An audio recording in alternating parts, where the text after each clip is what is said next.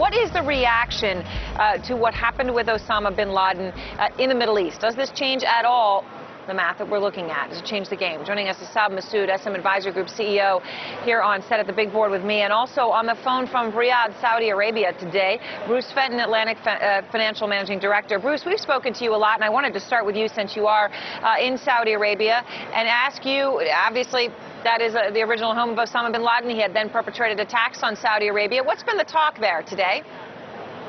I think people are glad that he's gone, and they feel the world's a better place. He was very much hated and despised here by the citizens and the leadership. And as you said, he engaged in several attacks on Saudi Arabia. One of his goals was to destroy the Saudi leadership. And long before 9/11, he was kicked out of the country and stripped of his citizenship. And they had a manhunt on for him long before 9/11. So a lot of people don't realize that because he was Saudi, so they associate him with the region. But he was definitely hated here, so certainly nobody's missing him. Seb, what's your take of the effect across the region? I mean, obviously, you've spent a lot of years living in Dubai. You've been in the region. I mean, truly hated by a lot of people, but also, frankly, inspirational for some. Yeah, so I think there's a little bit of a mixed bag reaction in some parts of the broader Middle East region.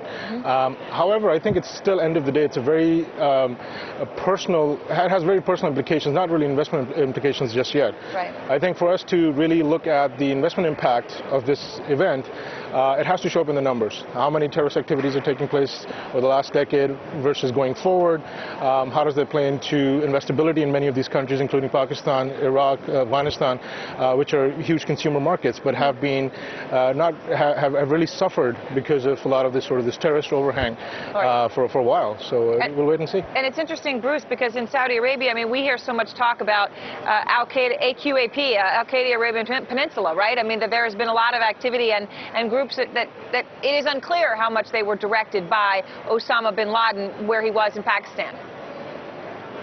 Yeah, it's unclear, and I think there's a lot of, we have to be very objective and look at these numbers the way we would look at anything else. I mean, there are more gang deaths in the United States than there are deaths from terrorism. So from a pure economic standpoint, we have to look at it objectively and realize that sometimes the biggest economic effect is our own reaction.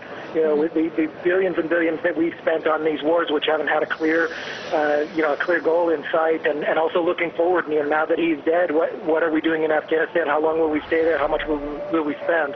That's a serious economic impact that we want to look at as well. And we are going to actually be tackling in a few minutes out exactly how much money this country has spent in terms of intelligence over the past decade trying to find Osama bin Laden. But you've taken a look that there could be an effect on regional markets as a result of this, right? Sure. I think what we've seen today, regional markets for the most part were up about 0.5% to 1%.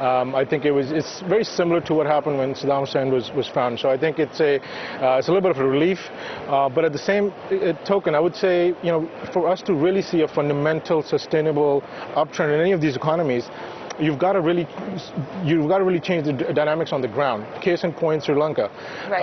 After the Tamil Tigers were dismantled in 2009, Sri Lanka has grown about 9% every year, and the stock market has quadrupled from where it was 2-3 years ago. Right. So the change has to be tangible. This is more symbolic.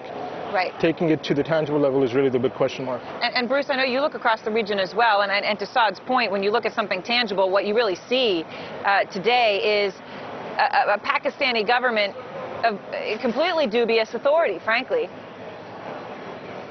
Right. Yeah. We have to look at exactly what is tangible and look at what is the real effect and separate the emotion from it. Because a lot of terrorism, I mean, the reason terrorism is called terror is because it is emotion based. The goal of terrorists is to terrorize people.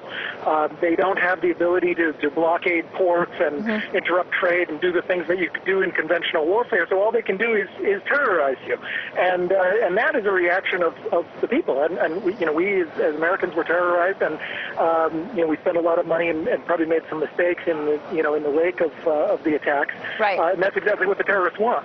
So the tangible thing is that now that he's gone, hopefully we can move on and take things, the lessons learned in a little bit more logical way in the future. Saad, finally, before we go, what is your best idea for investing in the Middle East? Because obviously this completely unexpected headline comes in the context of the Syrian government in jeopardy, and the revolutions in the Middle East continuing unabated?